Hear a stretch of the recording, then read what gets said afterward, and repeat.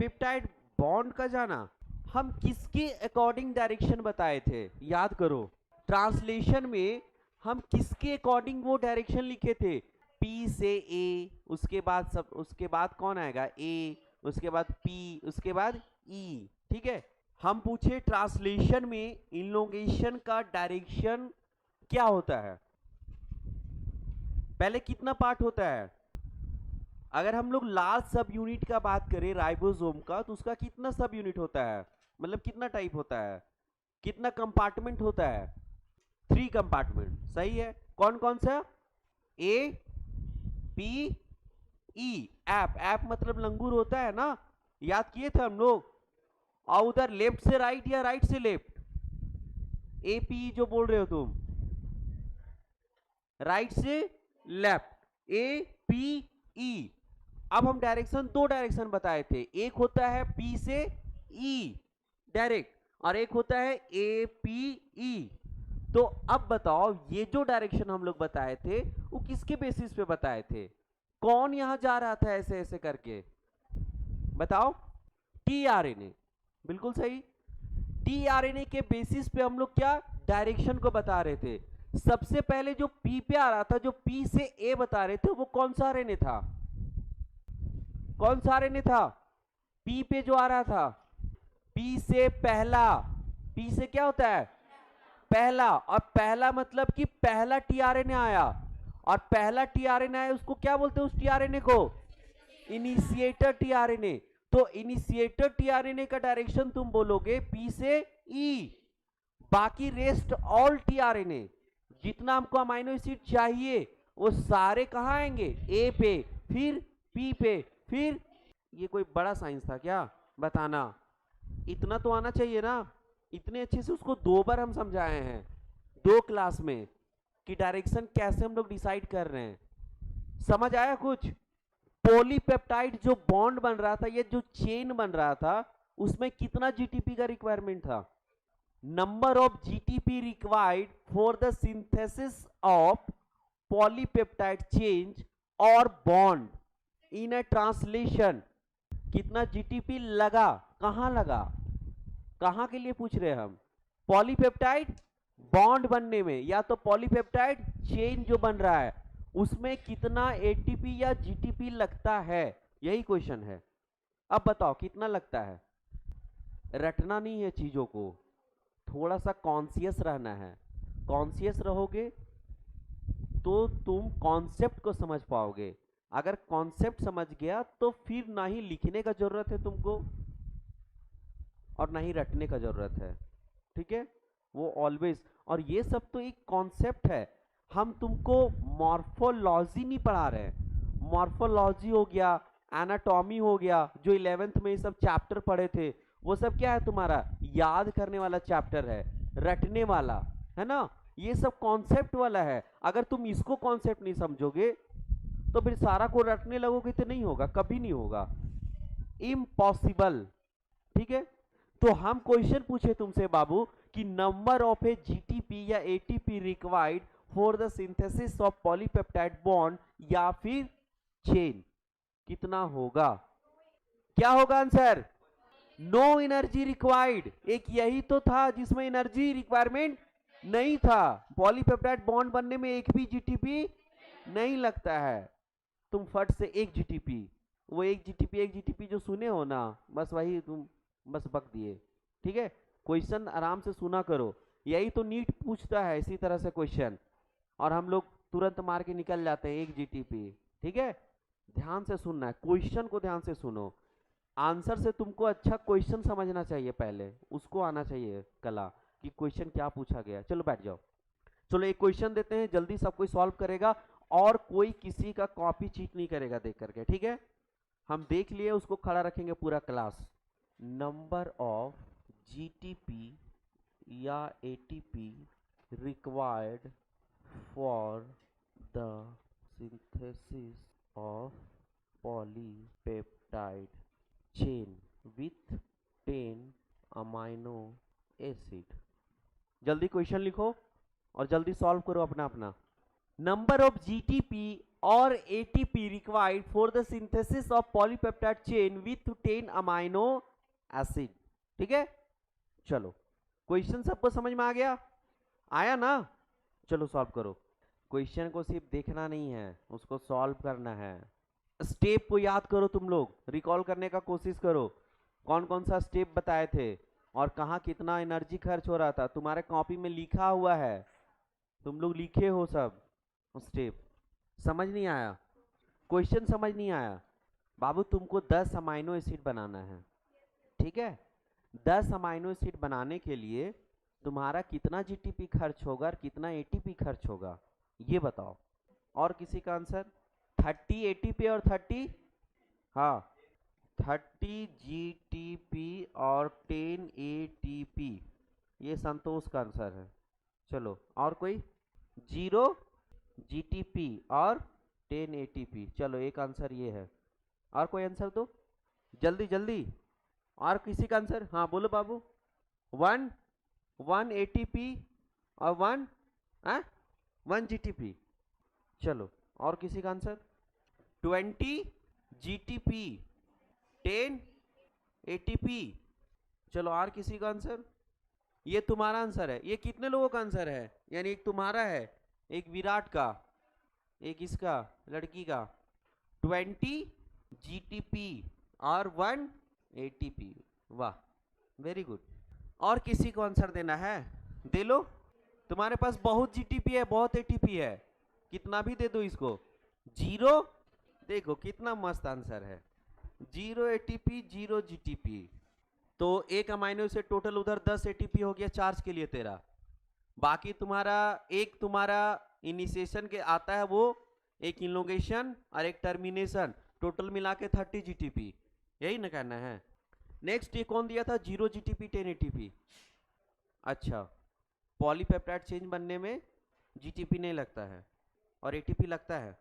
10 ATP charge होता है तो चार्ज होगा, और बीच वाला सारा स्टेप गायब हो गया, खाली चार्ज हुआ वो। तो चेन बॉन्ड बनेगा वो, उसके बीच में केवल एनर्जी नहीं लगेगा ना। लेकिन हम चेन कहाँ, लास्ट स्टेप पहुंच गए ना बाबू। पॉलीपेप्टाइड चेन कब बनता है? सबसे लास्ट में। और हमको मिला क्या वहां? अमाइनो एसिड मिला है। समझ में आ रहा है तुमको? अमाइनो एसिड तुमको दिए हैं हम, तो अमाइनो एसिड से पॉलीपेप्टाइड चेन तक पहुंचेगी ना, तो उसके बीच में एक ही प्रोसेस है, केवल बॉन्ड बनने वाला प्रोसेस। बॉन्ड तो लास्ट में बनता है जिसमें हमको कोई खर्चा नहीं है, लेकिन उससे पहले अमाइनो एसिड से पॉलीपेप्टाइड तक पहुंचोगी तब ना। समझ रही बात को? तुम एक्टिवेशन किया और उसके बाद सीधे पॉलीपेप्टाइड बॉन्ड बना दी। समझ में आ रहा है हम क्या कहना चाह रहे हैं? चलो, ये किसका था? 1 एटीपी 1 जीटीपी। तुम क्यों बोला ये बात? इनलोगेशन में रिसाइकल, रिसाइकल बहुत बड़ा रॉकेट साइंस तू बोल रहा है। हम क्या बोल रहा है, हमको ही धस नहीं रहा है, कुछ नया साइंस पढ़ा है तुम। ये किसका था आंसर? चलो, हाँ ये। चलो तुम चेंज हो गई लड़की, अपने आप को बदल ली, वाह। और भाई इसके साथ कौन है? ये छोड़ दी ये बीच में रास्ता छोड़ दी। और इसके साथ कोई है? हाँ वो है, अभी जिंदा है। चलो बोलो भाई। ठीक है, हाँ इनिशिएशन में 1 जीटीपी, अच्छा ठीक है। टर्मिनेशन में 1 जीटीपी, और चार्ज करने के लिए 1 एटीपी लगता है। तुम लॉजिक सही नहीं दे पा रहे हो। चलो चलो, उसी के साथ अभी तक है ना? चलो इसी के साथ है अभी, मतलब 2 आदमी इसके साथ है। ये कौन किसका था भाई? बोलो खड़ा होके बंसर। देखो इस क्वेश्चन का मतलब ये है, ये क्वेश्चन हम इसलिए करवा रहे हैं तुम लोगों को डिस्कस, इससे समझना है तुम लोगों को क्या ट्रांसलेशन का प्रोसेस है ना। एक बार तुम्हारा रिवाइज हो रहा है कि आखिर क्या होगा। एटीपी जीटीपी भी पूछता है, लेकिन इससे पूरा तुम्हारा एक बार साइकिल रिवाइज होगा। यानी कि साइकिल तुम्हारे दिमाग में अगर क्लियर होगा तभी तुम इस आंसर का तुम मतलब इस क्वेश्चन का तुम आंसर कर पाओगे। हम भी मजाक में सब बोल रहा था, हम भी बोल दिए कुछ भी। कुछ लॉजिक था? नहीं था, भागो यहां से। चलो, अरे ये कौन बोला था 0 एटीपी 0 जीटीपी? कौन था? तुम। ये एक्सपेक्टेशन नहीं था। इतना ब्लंडर, गलत है। सही है पागल, हम प्रोटीन बना रहे हैं। चलो पॉलीपेप्टाइड सिंथेसिस ने वहां प्रोटीन लिख दिए हम। पॉलीपेप्टाइड चेन का मतलब होता है प्रोटीन। यानी प्रोटीन बनाना है हमको, उसके पीछे का प्रोसेस हमको अमाइनो एसिड दिया है। हम तो ये नहीं पूछे कि number of ATP GTP required for the synthesis of polypeptide chain और बॉन्ड, केवल ये तो नहीं पूछे ना। हम क्या दिए तुमको, अमाइनो एसिड दिए हैं, मतलब शुरुआत से दिए हैं तुमको हम, ठीक है, वहां से दिए हैं हम शुरू से तुमको केवल इस स्टेप को नहीं पूछ रहे हैं। A step in synthesis of bond required energy, जो उसको क्वेश्चन पूछे थे उसका 0 होता है ना। तुमको अमाइनो एसिड हम दे दिए, मतलब अमाइनो एसिड से तुमको पॉलीपेप्टाइड चेन तक पहुंचना है, ठीक है। ब्लंडर, तुम्हारा आंसर चेंज हो गया। अरे साला, इतना देर बाद तुम चेंज होगा। नहीं, इसको पलट दिया, वो 20 एटीपी कर दिया और 10 जीटीपी कर गया। कहां से लाते हो दिमाग तुम भाई। चलो, और कोई को किसी को बदलना है, किसी को और चेंज करना आंसर अपना। चलो, इतना सारा आंसर आ गया, ठीक है।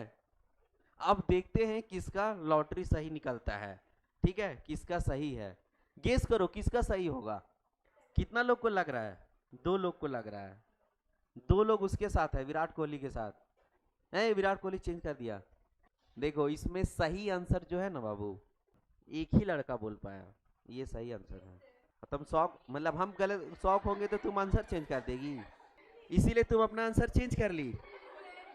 तो हम तो चाहेंगे ना, हम तो बोलेंगे गलत है, तुमको लॉजिक देके सही करना होगा। तुम कैसे वहां, मतलब तुम्हारे में कॉन्फिडेंस ही नहीं था, इसका मतलब ये हुआ तुमको अभी भी कॉन्फिडेंस नहीं है। चलो देखो कैसे हुआ। देखो, सबसे पहला स्टेप वाइज हम लोग चलते हैं, कितना एटीपी कितना जीटीपी।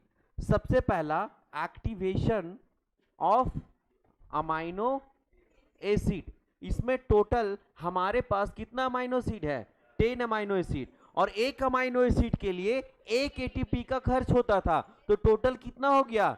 चलो, ये हो गया पहला। दूसरा, इनिशिएटर टीआरएनए। याद करो, इनिशिएटर जब टीआरएनए पहला आता था तो 1 जीटीपी लेता था, कितना, 1 जीटीपी। दूसरा, हम लोग यहां तक समझ गए। दूसरा स्टेप, अभी तक कितना, 10 एटीपी, 1 जीटीपी खर्च हुआ। अब आते हैं हम लोग तीसरा स्टेप, इनलोंगेशन, है ना बाबू। तो इनलोंगेशन, पहला टीआरएनए तुम्हारा आ चुका है। अब बचा कितना, पहला टीआरएनए पहला अमाइनो एसिड के लिए आ चुका है इनिशिएटर। टोटल कितना, 9 अमाइनो एसिड बचा है। अब 9 अमाइनो एसिड के लिए कितना, 9 जीटीपी लगेगा, मतलब इसके लिए 9 टीआरएनए आएगा ना जी। तो 9 टीआरएनए को और आने के लिए 9 जीटीपी चाहिए। पहला वाला आके 1 जीटीपी ले लिया इनिशिएटर। अब तुम्हारे पास 9 अमाइनो एसिड बचा, और एक अमाइनो एसिड के लिए 1 टीआरएनए आता है, तो 9 टीआरएनए को और आना बाकी है अभी, ठीक है। तो 9 टीआरएनए आएगा तो कितना जीटीपी लेगा, 9 जीटीपी लेगा। इसमें से पहला। दूसरा, ट्रांसलोकेशन ऑफ 9 टीआरएनए। देखो, पहला तो एग्जिट कर गया आकर के, उसको ट्रांसलोकेशन नहीं हुआ। पहला आकर के वो एग्जिट कर जाता है, क्योंकि पहला पी पे आता है ना वो, और सीधा एग्जिट कर जाता है, ई पे चला जाता है। बाकी 9 जो आता है कहां पे आता है, ए पे, उसको ट्रांसलोकेशन का जरूरत है। पी ए से कहां आएगा, पी, उसके बाद ना एग्जिट करेगा। समझ रहे हो बात को, पहले कहां आएगा, ए पे, ए से पी पे ट्रांसलोकेट करेगा, तब जाके एग्जिट होगा ई पे, है ना। तो कितना जीटीपी चाहिए उसको, एक ट्रांसलोकेशन में कितना जीटीपी का रिक्वायरमेंट होता है, 1 जीटीपी। एक ट्रांसलोकेशन करेगा मतलब एक कदम ऐसे से ऐसे आएगा, ए से पी में आएगा ऐसे, तो कितना जीटीपी चाहिए, टोटल कितना होगा, 9 जीटीपी होगा, क्योंकि 9 ही अमाइनो एसिड बचा ना। एक तो टीआरएनए पे आ चुका है ना। अब 9 ही लोग ट्रांसलोकेट करेगा, जो ए पे आएगा। पहला वाला पी पे आ चुका है, पी मतलब पहला पे आके खत्म हो गया वो। बचा तुम्हारे पास 9 अमीनो एसिड, उसके लिए 9 टीआरएनए आएगा, तो 9 जीटीपी वो लेगा आने का, कि हम आ रहे हैं कहां पे, राइबोसोम पे, तो हम क्या लेंगे, 1 जीटीपी, तो लोग 9 जीटीपी ले लिया। अब बोला कि हम पहले ए पे आए हैं, तो अब पहले पी पे जाएंगे, तो एक कदम बढ़ेंगे, उसका 1 जीटीपी लेंगे, तो कितना, 9 लोग बढ़ेगा, तो 9 जीटीपी। अब लास्ट में टर्मिनेशन जो होगा वो एक साथ ना होगा जी, पूरा का पूरा पॉलीपेप्टाइड जब बॉन्ड बन जाता है तब ना टर्मिनेट कर जाता है एक साथ। तो एक टर्मिनेशन में तुम्हारा, टर्मिनेशन में टोटल कितना 1 जीटीपी लगेगा, एक ही जीटीपी में सारा टर्मिनेट कर जाएगा। अब काउंट करो, 10 एटीपी तो हो गया, एक जीटीपी 9 9 18, 18 और 1 19, 19 और 1, समझ आया? ऐसे लॉजिक देना था। 9 एटीपी और 20 जीटीपी। जो आंसर इसका दिया था, क्या नाम था उसका? वीरेंद्र। अरे तुम्हारा भी नाम, अच्छा इसका सुरेंद्र नाम है, सॉरी इसीलिए कंफ्यूजन हुआ था, किसी का तो नाम वीरेंद्र था। तुमको ये लॉजिक पता था? जो हम लॉजिक दिए इस लॉजिक से आंसर था पता तुमको? ऐसे निकाले थे? नहीं, डायरेक्ट निकाल लिए थे ना, ऐसे ऐसे। अब लॉजिक समझ में आया? Accurate logic. अभी भी नहीं समझ आया? किसको नहीं समझ आया? तुम क्लास मेरा कहाँ किए हो? कब से क्लास कर रहे हो? फर्स्ट। देखो तो सुनो, फर्स्ट क्लास है तेरा ना बाबू, इसीलिए समझ नहीं आ रहा तुमको। इसका प्रोसेस है ट्रांसलेशन। क्या बोलते हैं? ट्रांसलेशन। ट्रांसलेशन मतलब क्या होता है? ट्रांसलेशन मतलब हिंदी को इंग्लिश में करना। अरे वो वाला ट्रांसलेशन नहीं, हम लोग बायोलॉजी में पढ़ रहे हैं, बायोलॉजी में घुसो। हिंदी को इंग्लिश में करना, ट्रांसलेशन। अरे गुड, वेरी गुड। आज एक नया चीज सिखाया तुम हमको कि मतलब ये भी आंसर दिया जा सकता है जो बायोलॉजी को इधर समझ नहीं रहा है। तुम्हारा आंसर तुम्हारे अनुसार सही है, ठीक है, जो तुम आंसर दिए बिल्कुल सही है, हम सेटिस्फाइड हैं, ठीक है। लेकिन बाबू वो क्या है? बाहर का। अब तुम कहाँ आ गए हो? बायोलॉजी में, ठीक है। तो बायोलॉजी में 3 चीज होता है, एक रेप्लिकेशन, एक ट्रांसक्रिप्शन और एक ट्रांसलेशन। ट्रांसक्रिप्शन, रेप्लिकेशन का मतलब होता है डीएनए से डीएनए बनना, ठीक है। और ट्रांसक्रिप्शन का मतलब होता है डीएनए से आरएनए बनना, और ट्रांसलेशन का मतलब होता है आरएनए से प्रोटीन बनना, समझा? तो आरएनए से हम लोग यहाँ प्रोटीन बना रहे हैं, उसको ट्रांसलेशन बोल रहे हैं, है ना। और उसका ये स्टेप है कि कैसे तुम प्रोटीन बनाते हो। तुम्हारा जो बॉडी बना हुआ है ना, ये सब क्या है? प्रोटीनेशियस है। हाँ, प्रोटीनेशियस है, ये सब क्या है? प्रोटीनेशियस है, तुम्हारा सब प्रोटीन का बना हुआ है। तो अंदर कुछ मैकेनिज्म चल रहा होगा तभी तो ये सब बना। ये बचपन से था इतना बड़ा हाथ? नहीं था ना, इतना सा था ना, तुम नहीं देखा होगा अपने आप को, लेकिन इतना सा था, ठीक है, हम देखे थे, इतना सा हाथ था बाबू, ठीक है। फिर इतना बड़ा हाथ हुआ, तो ये वाला जो प्रोटीन है वो कहाँ से आया? बना होगा बॉडी में। तो वही बॉडी को बनाने वाला प्रोटीन कैसे बन रहा है वही बता रहे हैं हम, है ना। बाकी तुमको नहीं समझ में, धीरे धीरे समझ में आ जाएगा जब आगे चैप्टर पढ़ाएंगे हम, है ना। ठीक है, बैठ जाओ। ट्रांसलेशन मतलब हिंदी से अंग्रेजी करना, ठीक है। जल्दी जल्दी। अब देखो, एक रामबाण कि अगर हमको ये स्टेप भूल गए, अब बाय द वे वो हमको पूछ दिया अमाइनो एसिड दे करके कि इतना अमाइनो एसिड दिए तुमको, 20 अमाइनो एसिड दिए, अब बता दो कितना जीटीपी एटीपी चाहिए। तो याद रखना, जितना अमाइनो एसिड उतना एटीपी, और जीटीपी के लिए उससे क्या करना? डबल कर देना। ये हर जगह फॉलो हो जाएगा, ठीक है। जीटीपी उससे डबल कर देना, और एटीपी जितना अमाइनो एसिड रहेगा उतना ही, ठीक है। बाकी तुमको अगर पूछे कि दीदी ये कैसे आया, आप बताइए, थोड़ा सा एलोब्रेट करके तब बताना ये वाला। चलो, सबको समझ में आया कैसे आया? 10 एटीपी और 20 जीटीपी। ट्रांसलेशन को अब कोई भूलेगा क्या? नहीं ना भूलोगे? क्या क्या स्टेप है उसमें। चलो, हो गया। चलो, आज हम लोग एक बहुत सारा अच्छा इंपॉर्टेंट टॉपिक शुरू करते हैं, जो हर साल नीट में आज तक ऐसा हुआ ही नहीं है कि नीट में इस टॉपिक से क्वेश्चन ना आया हो। आज तक का बता रहे हैं, ऐसा हुआ ही नहीं है कि आज तक ऐसा क्वेश्चन, चाहे इसका साइंटिस्ट पूछ देता है, चाहे इससे कोई स्टेप पूछ देता है, लेकिन ऐसा हुआ नहीं है कि इसको छोड़ा है कभी। एक क्वेश्चन तो एक क्वेश्चन हमेशा आया है। इस बार पता है तुमको, जेनेटिक्स का टोटल मिला करके 16 क्वेश्चन था, टोटल जेनेटिक्स का। मतलब कि वो पार्ट 1 पार्ट 2 मॉलिक्यूलर जेनेटिक्स और तुम्हारा मॉलिक्यूलर इनहेरिटेंस वाला वो तुम्हारा मेंडेलियन, दोनों मिला करके, समझा। तो कितना इंपॉर्टेंट है जेनेटिक्स वो, इसीलिए हम थोड़ा सा क्या चल रहे हैं, समझा के चल रहे हैं। हम चैप्टर को निकाल सकते थे बहुत जल्दी, है ना, लेकिन तुम लोग को समझना जरूरी, क्योंकि हर स्टेप से क्वेश्चन पूछा जाता है बाबू। तो हम लोग आज पढ़ेंगे लैक ओपेरॉन। देखो लैक ओपेरॉन, लैक ओपेरॉन किसको बोलते हैं पता है किसी को? लैक ओपेरॉन का मतलब क्या होता है? लैक ओपेरॉन का मतलब होता है ग्रुप ऑफ ए जीन। क्या होता है? ग्रुप ऑफ ए जीन, ठीक है, विच इज ट्रांसक्राइब्ड टुगेदर। एक साथ इसका ट्रांसक्रिप्शन होगा। जितना भी जीन है, जीन कहां होगा? डीएनए में। जीन कहां होता है? डीएनए में। उसका ट्रांसक्रिप्शन होता है तो क्या बनता है? एमआरएनए। एमआरएनए के बाद क्या बनता है? प्रोटीन होता है ना। अब देखो इस टॉपिक का नाम है तुम्हारा रेगुलेशन ऑफ ए जीन। इसी में तुम्हारा आता है लैक ओपेरॉन। तो रेगुलेशन ऑफ जीन, तो रेगुलेट करने का जरूरत क्यों पड़ा आखिर जीन को हमको? Why this Kolaveri? बताओ, किसी को दिमाग में चल रहा है कि हमको इस रेगुलेशन का क्या जरूरत है? हेडिंग का मतलब समझो पहले, तो सारा तुम्हारा नीचे का पूरा पैराग्राफ समझ में आ जाएगा कि रेगुलेशन का हमको जरूरत क्यों पड़ा बाबू। Regulation of gene, why?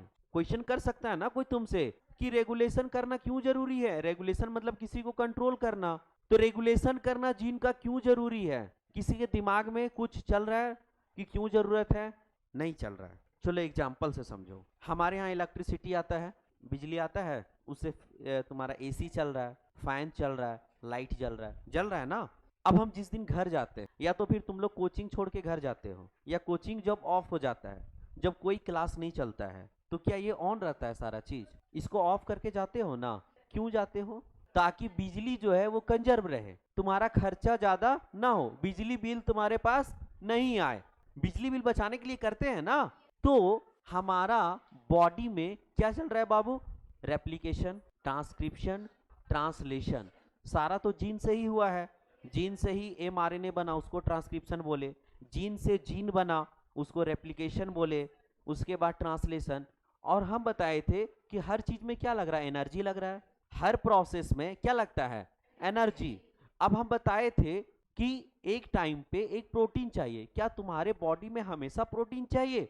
नहीं, कुछ लिमिटेड कभी कभी चाहिए, है ना। जब हम लोग बड़े हो गए, कांस्टेंट हो गए कि इससे लंबाई अब नहीं बढ़ेगा, हम लोग एडल्ट हो गए, उसके बाद ओकेजनली हम लोग को प्रोटीन का रिक्वायरमेंट होता है। हमेशा क्या पैर हाथ तोड़ के आते हो तुम? नहीं ना। हमेशा चोट लगता है उंगली में? नहीं, कभी कभी लगता है। तो यहाँ के प्रोटीन को कभी कभी जरूरत होगा।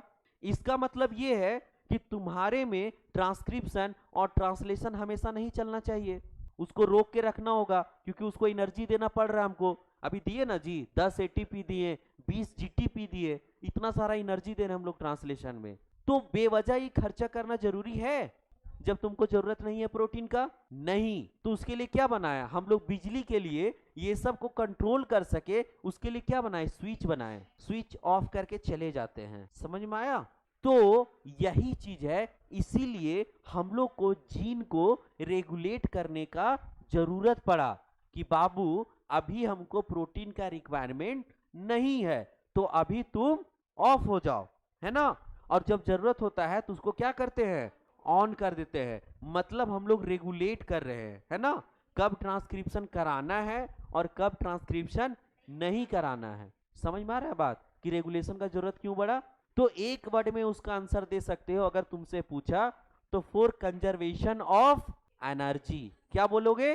तुम्हारा बॉडी का एनर्जी, ऐसे तुम लोग फूड खाते हैं अच्छा अच्छा तब ना एनर्जी मिलता है, तभी ना मिलता है। तुम चाहोगे कि मेरा एनर्जी वेस्ट में ऐसे चला जाए? नहीं ना। एक इंपॉर्टेंट काम के लिए होता है, हमेशा बचा के रखेंगे एनर्जी। तो वही बोलता है कि तुम्हारा एनर्जी का रिक्वायरमेंट जो होता है वो तुम्हारा बॉडी में और भी जगह है, तो उसको बचा के रखने के लिए हमको इसको, ये सारे प्रोसेस को एक रेगुलेट करना जरूरी है। क्या करना है? रेगुलेट करता है। उसी को हम लोग बोलते हैं रेगुलेशन ऑफ, है ना बाबू? आज समझ में आया तुमको? अभी लैक ओपेरॉन पूरा नाम है, जो हम लोग ग्रुप ऑफ जीन जो है ना, लैक ओपेरॉन का मतलब होता है ग्रुप ऑफ ए जीन। यहां लिख लो, विच इज ट्रांसक्राइब टुगेदर, ठीक है, हैव अ सिंगल प्रोमोटर। तो लैक ओपेरॉन अगर आज के बाद तुमको अगर कोई पूछेगा तो क्या बताओगे? किसको बोलते हैं lac operon? Group of A gene. ये टॉपिक अच्छे से समझना, ठीक है, क्योंकि ये नया टॉपिक है, एकदम अलग है, इसको समझ आना चाहिए, है ना। इतना याद रखो बस, खाली यहां से तुम समझो कि एक ग्रुप ऑफ जीन है हमारा बॉडी में, जिसको मतलब ये ट्रांसक्रिप्शन ट्रांसलेशन ये सब बना प्रोटीन बनाने का मशीन चलता है, उसको हम लोग क्या कर रहे हैं, रेगुलेट कर रहे हैं, है ना, रेगुलेशन करने का कोशिश कर रहे हैं। जैसे हम लोग बिजली को रेगुलेट करते हैं, अभी हमको एसी नहीं चाहिए तो एसी का क्या करेंगे, स्विच ऑफ कर देंगे तो इसका एनर्जी बच जाएगा। हमको बल्ब नहीं चाहिए अभी तो बल्ब का बंद कर देंगे तो बल्ब का एनर्जी बच जाएगा, ठीक है। और ये रेगुलेशन ऑफ जीन क्यों चलता है, फॉर कंजर्वेशन ऑफ, समझ आ रहा है, एकदम स्टेप बाय स्टेप चलते हैं इसमें, क्योंकि इसमें हर स्टेप से एक क्वेश्चन पूछता है। जैसे पूछ देगा कि why need of A regulation of in gene, ठीक है, तो क्यों, फॉर कंजर्वेशन ऑफ, ये भी क्वेश्चन आ सकता है। उसके बाद पूछेगा लैक ऑफ एरोन क्या है, तो ग्रुप ऑफ ए जीन जो एक साथ ट्रांसक्रिप्शन होता है, सारा जीन का एक साथ क्या होता है, ट्रांसक्रिप्शन होता है, क्योंकि उन लोग के पास क्या होता है, एक सिंगल प्रमोटर ही होता है। प्रमोटर मतलब कहां, जहां से स्टार्ट होता था ट्रांसक्रिप्शन, जो पकड़ के लाता था आरएनए पॉलीमरेज को कि यहीं से करो, और लास्ट में टर्मिनेटर होता था जो कहता था रुक जाओ यहां, ठीक है, वही ना। इसको दिया कौन था, सबसे ज्यादा आज तक पूछे जाने वाला क्वेश्चन, जैकोब एंड मोनार्ड। ये एकदम याद रखना कि कौन दिया था लैक ऑफ एरोन, कौन बताया था, तो कौन बताया था, जैकोब एंड मोनार्ड, ठीक है। विच आर यहां लिख दो, इज नहीं होगा, विच आर ट्रांसक्राइब टुगेदर, हुआ। आगे बढ़े, चलो बाबू, ये जो तुम्हारे लैक ऑफ एरोन है ना, हम क्या बताएं कि ये क्या तुम्हारा एक ग्रुप ऑफ ए जीन है जो कि ट्रांसक्रिप्ट तुम्हारा साथ में होगा, क्योंकि इसके पास सिंगल प्रमोटर होता है इन लोग के पास। ये ग्रुप ऑफ जीन क्या करता है ना, यही लोग जो है ना तुम्हारा वो पूरा का पूरा कंट्रोल करता है। ये लोग स्विच है एक तरह से, क्या है, स्विच है। यही लोग क्या करता है, ट्रांसक्रिप्शन ट्रांसलेशन वगैरह को क्या करना, कंट्रोल करने का काम करता है ना। अब ये जो होता है बाबू वो दो तरह का होता है, लैक ऑफ एरोन जो होता है हमारा दो तरह का होता है, एक होता है इंड्यूसिबल और एक होता है रिप्रेसेबल, रिप्रेसेबल, ठीक है। देखो इंड्यूसिबल मतलब क्या हुआ, इंड्यूस करना है तुमको, है ना, मतलब कि अभी हम लोग कोचिंग आए हैं, है ना, अभी कोई नहीं आया था, तो आ करके सबसे पहले क्या करेंगे, स्विच ऑन करेंगे, है ना, अभी हमको जरूरत है।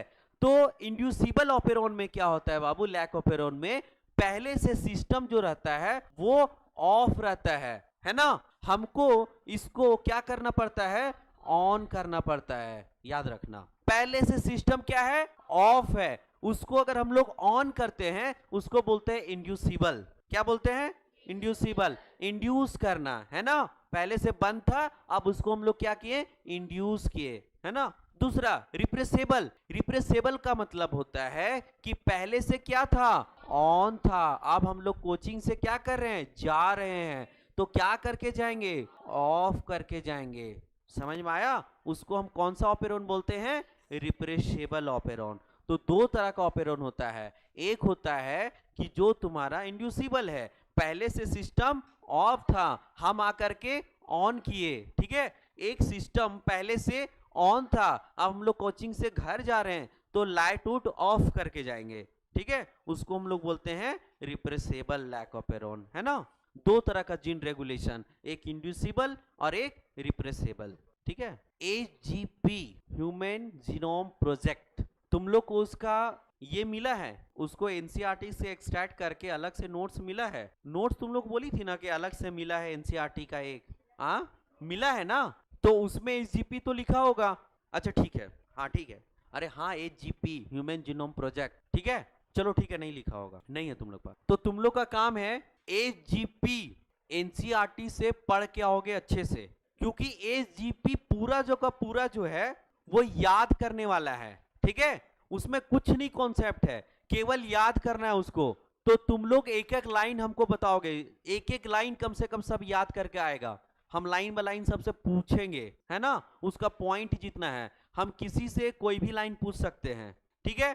तो वो याद करने वाला है, तुम एक बार पढ़ के आओगे, एक बार हम पढ़ाएंगे तो वो याद हो जाएगा, ठीक है। याद रखना उसको कि एजीपी तुम लोग को खुद पढ़ना है, ह्यूमन जीनोम प्रोजेक्ट एचजीपी। चलो अभी यहाँ आओ, छोड़ो वो पहले का बताएं, चलो इस पे आओ जल्दी, वो होमवर्क है, याद रख लेना एचजीपी, उसको लिख लो अच्छे से बड़ा बड़ा अक्षर में कि वो होमवर्क है, हम सबसे पूछेंगे उसको खड़ा करके एचजीपी को। चलो बाबू इस पे आते हैं, आखिर इसका कहानी है क्या, आखिर ये जो हम लोग स्विच बनाए कैसे, है ना, ये तुम्हारा रेगुलेशन ऑफ जीन का कहानी कैसा है। तो हम लोग जो तुम्हारा रेगुलेशन ऑफ जीन तुम्हारा एनसीईआरटी में दिया है, वो दिया है प्रोकैरियोट्स का। प्रोकैरियोट्स में किसका, ई कोलाई का। तो हम लोग लैक ऑपेरॉन जो पढ़ने जा रहे हैं वो किस में पढ़ने जा रहे हैं, क्या, प्रोकैरियोट्स, और उसमें भी ई कोलाई। ई कोलाई का फुल फॉर्म एस्चेरिचिया कोलाई, है ना। चलो देखो होता क्या है बाबू, एक्चुअली में इसमें पढ़ना क्या है, ये तुम्हारा सेल है ना, क्या है, सेल है। अब हुआ क्या कि बैक्टीरिया, अभी हम बैक्टीरिया पढ़ने जा रहे हैं, ई कोलाई बैक्टीरिया है ना। बैक्टीरिया एक दिन तुम्हारे घर डिनर पे आया, सपोज करो हमारे घर बैक्टीरिया क्या आया, डिनर पे आया, बोला कि आज हमको डिनर करवाओ, है ना। तो हमारे पास दो ऑप्शन है, या तो उसको लैक्टोज देंगे, है ना, या तो उसको ग्लूकोज दे सकते हैं, क्योंकि उसके पास इतना डाइजेस्टिव सिस्टम हमारे जैसा नहीं है कि आम खाएगा, केला खाएगा, ठीक है, बाहर चावल भात खाएगा, तब उसको डाइजेस्ट करके तब वो ग्लूकोज लेगा, उसके बाद ग्लूकोज ही बनता है ना अल्टीमेटली, ठीक है। तो बैक्टीरिया के पास इतना सिस्टम है कहां, तो उसको डायरेक्ट या ग्लूकोज चाहिए, ज्यादा से ज्यादा लैक्टोज। अब लैक्टोज किस में टूटता है, गैलेक्टोज एंड ग्लूकोज किस में टूटता है, डाइसैकेराइड, है ना। तुम्हारा लैक्टोज क्या होता है, डाइसैकेराइड है, और ग्लूकोज जो होता है वो मोनोसैकेराइड्स है ना। तो होता क्या है कि डिनर पे आया बैक्टीरिया, अब उसको बोलो कि हमारे पास लैक्टोज है, जैसा ही तुम बोला कि लैक्टोज देंगे तुमको, वो बैक्टीरिया मुंह बनाने लगा, क्या दे दिया हमको, ठीक है, नहीं होता है मुंह बनाने लगना। जैसे किसी का पसंदीदा खाना तुम नहीं दिए तो उसका चेहरा से समझ आ जाता है। तुम्हारे घर कोई मेहमान आया, अब उसको मान ले करेला पसंद नहीं था, अब तुम बोले आज ना बहुत अच्छा करेला का सब्जी बनाए हैं, ठीक है, खाओगे क्या, वो खाना पड़ेगा उसको, मेहमान है, कहाँ जाएगा बेचारा, लेकिन मुंह बना के खाएगा ना, थोड़ा सा मुंह पिचका, क्या दे दिया था। जैसे तुम उधर किचन के मुड़े उधर गाली देगा, साला कहाँ आ गए, है ना। तो उसी तरह से बैक्टीरिया है, ये बैक्टीरिया जब तुम्हारे डिनर पे आया तो उसको तुम क्या दिए, लैक्टोज दे दिए। अब जैसे ही लैक्टोज देखा ना, पूरा गुस्सा हो गया, ठीक है, लेकिन फिर बोला चलो खाना ही पड़ेगा, कोई ऑप्शन है क्या, नहीं, इसके पास कोई ऑप्शन नहीं है। लेकिन अगर तुम बोल दिए गलती से कि बाबू बैक्टीरिया आओ आज ग्लूकोज बनाए हैं, पूरा खुश, अरे बहुत अच्छा जगह आ गए, ठीक है, पूरा खुश हो जाता है एकदम, क्या मिलने पे, ग्लूकोज, है ना, पूरा खुशी खुशी झूम रहा है, एकदम नाचने लगा, ठीक है, जल्दी लाओ, है ना। और ये जब दिए तो गुस्सा गया, ठीक है, मुंह फुला के बैठ गया, क्या दे दिया आज खाने के लिए। तो ये लैक्टोज से क्यों गुस्साया, क्योंकि लैक्टोज से उसको जो है पहले तोड़ना होगा उसको, तब वो खा पाएगा। तो लैक्टोज को तोड़ता है किसमें, गैलेक्टोज एंड तुम्हारा ग्लूकोज, देखो अब खा पाएगा ये। मतलब कि इसको हम लोग कच्चा गाजर दे दिए, मतलब कच्चा आलू दे दिए, ठीक है, अब उसको बेचारा सिझाएगा पहले, ठीक है, बॉईल करेगा, तब बेचारा खा पाएगा, इसीलिए गुस्सा रहा था। ये समझ में आया क्यों गुस्सा रहा था। लेकिन इसको तुम सीधा बॉईल आलू दे दिया, खुश हो गया, हमको कुछ नहीं करना है, सीधा खाना है ना। तो खुशी खुशी से झूम रहा, बोला रोज आएंगे तुम्हारे घर, ये बोला कभी नहीं आएंगे, गलती से आ गए आज भटकते हुए इधर, ठीक है, दोबारा कभी नहीं घुसेंगे तुम्हारे घर में, क्योंकि उसको बेचारा को क्या दे दिए तुम, लैक्टोज दे दिए। तो ये रेगुलेशन चलता कैसे है वो समझाने का कोशिश कर रहे हैं हम लोग बैक्टीरिया के थ्रू। आखिर कब जरूरत है रेगुलेशन का और कब जरूरत नहीं है, कब ऑन करना है कब नहीं। अभी हम लोग इंड्यूसिबल ऑपेरॉन पढ़ रहे हैं, क्या पढ़ रहे हैं, इंड्यूसिबल ऑपेरॉन। इंड्यूसिबल ऑपेरॉन का मतलब होता है जहां पे हम लोग क्या करेंगे, पहले से सिस्टम क्या होगा, ऑफ होगा, हमको क्या करना है, ऑन करना है। अब होता क्या है ना, ये सारे जो जीन है जिसको हम लोग को रेगुलेट करना है, ठीक है, उसका एनर्जी कंजर्वेशन समझ आता है, लेकिन हमारे बॉडी में कुछ ऐसा भी जीन है, कुछ ऐसा भी प्रोसेस है जो कि दिनों रात चलता है, दिनों रात उसको चलना ही होगा, अगर जब तक नहीं चलेगा तो हम लोग डेड हो जाएंगे। जैसे तुम्हारा रेस्पिरेटरी सिस्टम वो हमेशा काम कर रहा है कि नहीं, तुम सांस ले रहे हो ना, तुम्हारा डाइजेस्टिव सिस्टम, तुम खाना खा रहे हो ना हमेशा, तो वो डाइजेस्ट करने का कोशिश कर रहा है ना हमेशा, तो वहां भी तो एक ऑपेरॉन ही काम कर रहा है, तुम्हारा जीन ही काम कर रहा है कि ये काम करना है वो काम करना है, ठीक है। या तो फिर जो तुम्हारा खाना खाते हो तो ये जो तुम्हारा अंदर का ओएसोफेगस होता है वो हमेशा छिल जाता है, इतना ज्यादा वो मुलायम होता है, इतना ज्यादा सॉफ्ट होता है कि नॉर्मल खाना भी हम लोग खाते हैं ना तो वो क्या होता है, इरोड हो जाता है तुम्हारा, वो छिल जाता है। तो हमेशा का हमेशा हमारा ओएसोफेगस में प्रोटीन चाहिए, हमेशा हमेशा लेयर बनते रहता है। तुम खाना खाते हो, छिलता है, फिर से लेयर तुरंत बनता है, फिर खाना खाते हो, फिर छिल जाता है, फिर से एक लेयर बनाता है वो, ठीक है। अगर वो नहीं लेयर बनाए तो यहाँ तुम्हारा घाव हो जाएगा। क्या हो जाएगा? घाव हो जाएगा, वो इरेड हो करके। इसीलिए कुछ कुछ जो है तुम्हारा बॉडी में जीन जो रेगुलेशन है वो उसको करने का जरूरत नहीं, क्योंकि वो हमेशा चलते रहता है, उसको चलना जरूरी है, सब किसी को रेगुलेट नहीं करना है। जैसे कि हमारा यहाँ पे जो लाइट आ रहा है सिस्टम से, हमारा पूरा कोचिंग में सपोज करो, तो बाहर लाइन काटने का जरूरत है क्या यहाँ का? नहीं ना, हम लोग कोचिंग से जाएंगे तो कोचिंग का लाइट बंद करेंगे ना, यहाँ तो लाइन आते रहेगा ना, केवल हम लोग फैन उन बंद कर देंगे। या तो फिर सपोज करो तुम मंदिर में लाइट कभी बंद नहीं होता है, होता है? नहीं होता है ना, हम लोग ऑन रखते हैं हमेशा, ठीक है। उसी तरह से होता है कि कुछ जीन जो है, कुछ जो हमारा प्रोटीन है, हमेशा जरूरत है तुम्हारे बॉडी में, तो उसको हमेशा बनाना होगा तुमको, उसको रेगुलेट करने का जरूरत नहीं है। और उसको हम लोग आगे थोड़ा सा बोलते हैं, जो जीन को हमको रेगुलेट करने का जरूरत नहीं बोलता है उसको बोलते हैं हाउस कीपिंग जीन। क्या बोलते हैं? House keeping gene. देखो नाम ही है हाउस कीपिंग, हाउस वाला मतलब काम करने वाला, ये ठीक है। जैसे मम्मी लोग बोलते हैं ना हाउस वाइफ, क्यों? क्योंकि वो हमेशा घर का काम करते रहती है, कुछ ना कुछ करती ही रहती है। उसी तरह से ये जीन है बाबू, इसको बोलते हैं हाउस कीपिंग जीन। ऑलवेज क्या होता है? ये ऑलवेज ऑन रहता है, ठीक है। अब इस हाउस कीपिंग जीन को एक और नाम बोलते हैं हम लोग, उसको बोलो आगे, कंस्टिट्यूटिव जीन बोलते हैं इसको, एक और नाम बोलते हैं, याद रखना। ये जीन क्या होता है? हमेशा ऑन रहता है तुम्हारे बॉडी में, है ना, हमेशा का हमेशा ऑन रहेगा। इसको regulate, no need of regulation, need of regulation, है ना बाबू, इसको रेगुलेशन करने का जरूरत नहीं है, ठीक है। इसको बोलते हैं हाउस कीपिंग जीन या कंस्टिट्यूटिव जीन। क्या बोलते हैं? हाउस कीपिंग या कंस्टिट्यूटिव जीन बोलते हैं, है ना। एग्जाम्पल लिख सकते हो, हमारा रेस्पिरेटरी सिस्टम है। जल्दी करो, इसको जल्दी नोट करो, तो समझ आ रहा है? हो गया, लिख लिया? चलो आगे बढ़ते हैं। चलो हम लोग यहाँ थे, है ना। तो हम बता रहे थे बाबू कि बैक्टीरिया तुम्हारे डिनर पे आया, तुम लैक्टोज दिए या फिर तुम क्या दिए? ग्लूकोज दिए, ठीक है। अब लैक्टोज में वो क्या हो गया? गुस्सा हो गया, और तुम्हारा क्या, वो ग्लूकोज में वो खुश है, उसको खाना वही चाहिए। तो होता क्या है कि बाहर में तुम्हारा लैक्टोज पड़ा हुआ है, ये बैक्टीरिया है ना, बाहर में क्या पड़ा हुआ है? लैक्टोज। अभी हम उसको ग्लूकोज नहीं दिए हैं, वो डिनर पे आया, हमारे पास लैक्टोज अवेलेबल है, उसको क्या दिए हम? लैक्टोज दिए। तो इस लैक्टोज को बैक्टीरिया के अंदर ले जाने के लिए कोई हेल्प करना चाहिए। बैक्टीरिया के पास अपना दिमाग नहीं होता है कि खाना बाहर से लेकर के अपने अंदर ले ले, है ना। और उसके लिए क्या चाहिए? इसको एंजाइम चाहिए। एक एंजाइम जो होता है इसको हेल्प करता है ये तुम्हारा लैक्टोज को कहां ले जाने में? बैक्टीरिया के अंदर। तुम खाना बाहर रख दिए, ठीक है, तुम्हारे घर में आया बैक्टीरिया, तुम क्या किए? खाना बाहर परोस दिए। अब उस खाना को बैक्टीरिया पहले अंदर लेगा, तब उसको क्या तोड़ेगा? किसमें?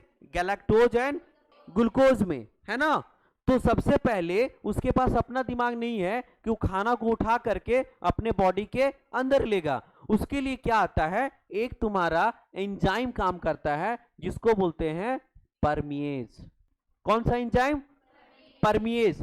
देखो परमिएबल, याद करो, यही तो क्वेश्चन आया था नीट में, परसों जो नीट हुआ, परसों यही क्वेश्चन आया था कि कौन सा एंजाइम है जो लैक्टोज को बैक्टीरिया में अंदर लेके जाता है? कौन सा? नाम ही है परमिएज, पी से परमिएबल, मतलब परमिएबल करेगा लैक्टोज को, किसके लिए? बैक्टीरिया के लिए। अब ये जो है ना लैक्टोज अंदर जाके ग्लूकोज, ठीक है, और तुम्हारा गैलेक्टोज में टूट जाएगा जाते के साथ। लेकिन उससे पहले हम लोग बोलते हैं कि एलोलैक्टोज किसमें टूटता है? पहले एलोलैक्टोज में। और एक्चुअली में क्वेश्चन में जो हमारा देता है कि कौन सा ऐसा जो तुम्हारा ये ग्लूकोज या लैक्टोज है जो तुम्हारा इंड्यूसिबल का काम करेगा। अभी हम लोग जब जीन पढ़ेंगे ना तो समझ में आएगा कि ये हम क्या बताने जा रहे हैं, ठीक है। तो एलोलैक्टोज, अगर लैक्टोज दोनों ऑप्शन में दिया रहा तो इंड्यूसिबल कौन होता है? एलोलैक्टोज, याद रखना। पूछेगा कि इंड्यूसिबल सबस्ट्रेट कौन सा है, तो क्या देना आंसर, एलोलैक्टोज। अगर एलोलैक्टोज ऑप्शन में रहा तो, और अगर नहीं रहा तो क्या देंगे, ये इंड्यूस कर रहा है तुम्हारा, ठीक है, बैक्टीरिया को किसमें, गैलेक्टोज और इसमें तोड़ने के लिए, है ना। अब क्या करेगा वहां देखते हैं हम लोग। जैसे एलोलैक्टोज बन गया, ठीक है, अब क्या होगा, इससे क्या बनाना, अल्टीमेटली तुमको प्रोटीन बनाना है। क्या बनाना है, प्रोटीन बनाना है। तो देखो 3 तरह का जीन होता है यहाँ पे, पहले वो बता लेना होगा, हमको लगता तब समझ में तुम लोग को ज्यादा आएगा। अच्छा इसको लिखो पहले तुम लोग, पहले हम जीन बता लेते हैं तुम लोग को, हुआ। चलो ये लैक्टोज, अगर ये एलोलैक्टोज समझ में नहीं आएगा तो समझने के लिए इतना लिखना कि अंदर हम लोग क्या ला रहे हैं, पहले लैक्टोज को ला रहे हैं, है ना। हम लोग अभी भी बैक्टीरिया का एक कहानी पढ़ रहे हैं, अब ये कहानी क्यों पढ़ रहे हैं ये हम लोग कल समझ में आएगा अच्छे से, है ना। तो सबसे पहले क्या हुआ, लैक्टोज को अंदर लिया, ठीक है, जिसको एक्चुअली में अंदर आता है तो क्या बन जाता है, एलोलैक्टोज। और ये मेन इंड्यूसिबल क्या है तुम्हारा, सबस्ट्रेट है ना। अगर तुम्हारा लैक्टोज और एलोलैक्टोज अगर ऑप्शन में दिया रहे तो किसके साथ जाएंगे हम लोग, एलोलैक्टोज। पूछेगा इंड्यूसिबल सबस्ट्रेट कौन है तो एलोलैक्टोज मारना है ना हमेशा, अगर ऑप्शन में दिया है तो, और नहीं दिया है तो लैक्टोज। अब इससे हमारा लैक्टोज से बैक्टीरिया क्या बनाएगा तुम्हारा, ग्लूकोज, और क्या बनाएगा साथ में, गैलेक्टोज, यही बनाना है ना। अब ये बनाने के लिए भी इसको क्या चाहिए, एंजाइम चाहिए तोड़ने के लिए, है ना। तो इसके लिए आता है बीटा ग्लाइकोसाइडेज, क्या बोलते हैं, बीटा ग्लाइकोसाइडेज, है ना।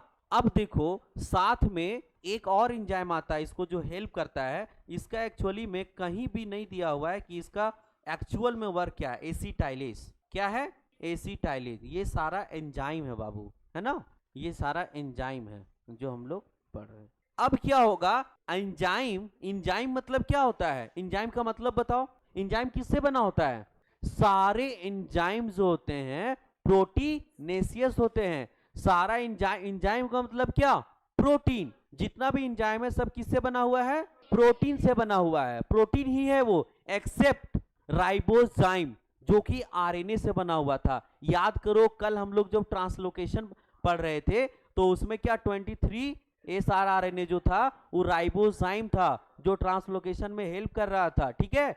वो केवल, हाँ, वो जो राइबोजाइम है केवल वही जो है वो आरएनए से बना है। बाकी जितना भी एंजाइम होता है वो कैसा होता है, ये एंजाइम एक प्रोटीन ही है, क्या है, अगर ये प्रोटीन है एंजाइम, इसका मतलब ये कोई जीन से बना होगा, पहले एमआरएनए बना होगा उसके बाद ये प्रोटीन बना होगा एंजाइम, मतलब इसको कोई जीन रेगुलेट कर रहा होगा, ठीक है।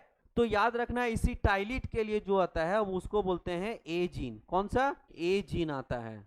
जो बीटा ग्लाइकोसाइडेज बनाता है उसको बोलते हैं वाई जीन, कौन सा, सॉरी, हाँ। और ये होता है तुम्हारा, चलो ठीक है ये वाला उल्टा हो गया, ये जो बीटा ग्लाइकोसाइडेज बनाता है ना वो कौन सा जीन बनाता है, जेड जीन। और ये जो तुम्हारा है ना, हमको वही लगा कि हम कहीं मिस्टेक कर रहे हैं, परमीज जो करता है उसको वाई जीन। चलो ठीक है आज हम यहीं तक रखते हैं ना, कल हम इसका मेन पढ़ेंगे, इसका एक्चुअल में जो है तुम्हारा क्या प्रोसेस है। अब यहां तक समझ आ गया ना तुम लोग को कि बैक्टीरिया था, डिनर पे आया था, ग्लूकोज गैलेक्टोज मिला था, लैक्टोज अंदर गया, लैक्टोज अंदर गया तो सबसे पहले किस में टूटा, ग्लूकोज और गैलेक्टोज में। अंदर लेने के लिए कौन सा एंजाइम था उसके पास, परमीएज, उसको कौन सा जीन बना रहा है, वाई जीन। उसके बाद लैक्टोज से टूटा जो गैलेक्टोज और ग्लूकोज में, उसको कौन सा एंजाइम कर रहा है, बीटा ग्लाइकोसाइडेज, और उसको कौन सा जीन बना रहा है, एक एसिटाइलेज भी हेल्प करता है यहाँ पे, उसको कौन बनाता है, ए जीन। यहां तक पता है, चलो अगला, थैंक यू।